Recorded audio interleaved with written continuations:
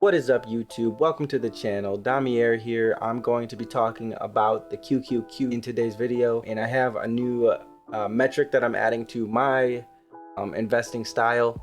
You don't have to add this to your investing style, but it's something that's important to me as a member of the Black community, that I invest in companies that are going to reflect similar values that I have. And one of those things is that there needs to be more Black representation across all businesses, but specifically businesses that are publicly traded. I can't invest in a company that has no Black representation. The reason I am making this video is the reason I'm making these videos as a whole, because I'm going to be going through all indexes, not just the QQQ. I'm just starting with the QQQ because it's one of the smaller indexes, and I feel like I can actually iron out any of the kinks within this video and the next couple videos, so that way when we get to the S&P 500, because that's where I'm stopping, I'm not going to the Russell 2000 because that's just way too many companies to make videos on. Today we're going to go into the information holding section of the QQQ. By the end of this series, we want to break down all of the actual sectors within the QQQ. I want to note before we get into the actual companies, as we go through the companies, if there's any member of the board or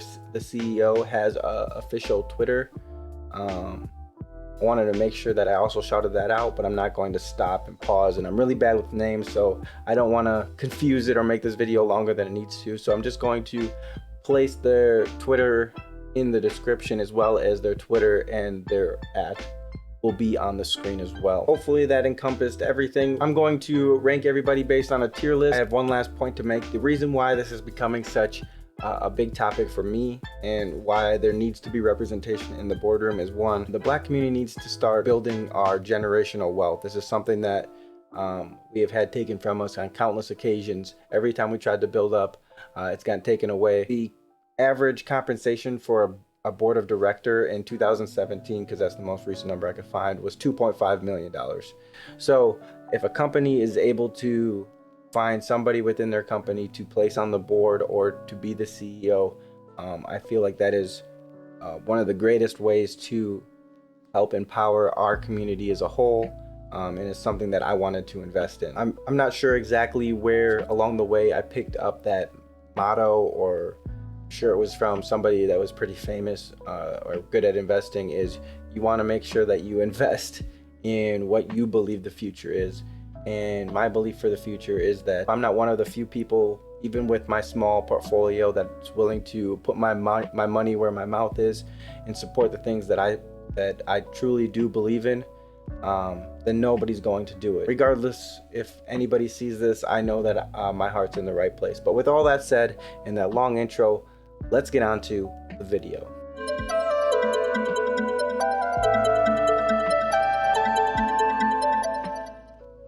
All right, so normally when we get into this part of the video, you see me do the spin and get into the quote to talk about finances, but we're really not talking about finances for the first part of this video. We're just going through and we're tiering these companies. So let's pop up the tier list. All right, let's go on to the company. And I'm also going to be going through these companies based on their weighting in this sector. So again, the sector is information holdings, and the first company is Microsoft. Microsoft receives a B tier. Apple receives an F tier. Intel receives a B tier. Cisco receives an F tier.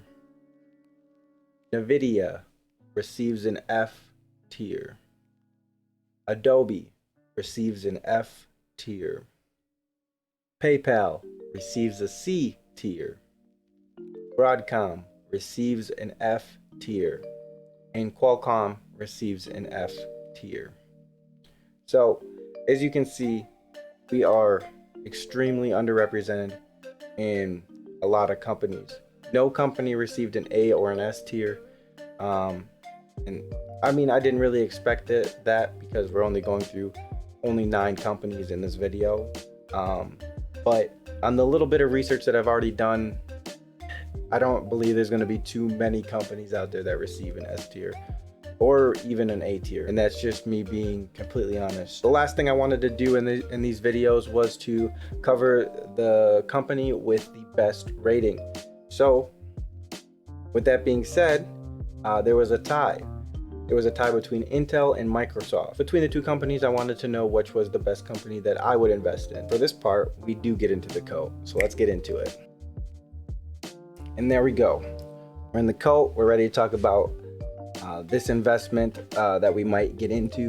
We're definitely adding this to our watch list because, as you saw in a couple of videos ago, link it up here, that we annihilated our current watch list slash investment portfolio. We just went through and got rid of everything. So now we need to build that back up. That is an important tool to have. Regardless of what you're doing, you should always have a watch list. Obviously, we all know what Microsoft is. If you don't know what Microsoft is, I can't really help you. The current PE ratio is 34, which is obviously super rich, but we're talking about a pretty solid company here. Also, by the fact that it's a solid company, we know that it has a solid dividend, and we're not really too worried about the dividend being cut. The business that shows the most growth is their cloud business. If you follow Amazon and Amazon Web Services, Microsoft has the Azure cloud, which is basically number 2 to Amazon Web Services. They're seeing a lot of the same growth that Amazon is seeing. Some other good things is they have a really good balance sheet and they have a lot of cash on hands. Their price to cash is only 10 times. They're only 10 times their price to cash currently. So that's always a pretty good position to be in. This is definitely something that you could hold on to for a very long time and feel confident with the dividend. So I have no problem with anybody investing into this company. I'm going to put this on my watch list and look for a better time to enter, because you don't enter when you find a company, you enter when it's appropriate. Hopefully this video was helpful, and I'm going to try and make the intros on the following videos a little bit smaller. And with all that being said, make sure you go down below, tell me what you thought about the video, tell me if anything surprised you, what you think about me adding this metric to my investing style. If it's something that you think that you might want to adopt yourself. If you enjoyed the content and you enjoyed learning about this kind of stuff, you think it needs to be talked about more, make sure you please hit the subscribe button. And as always, enjoy your day. Peace.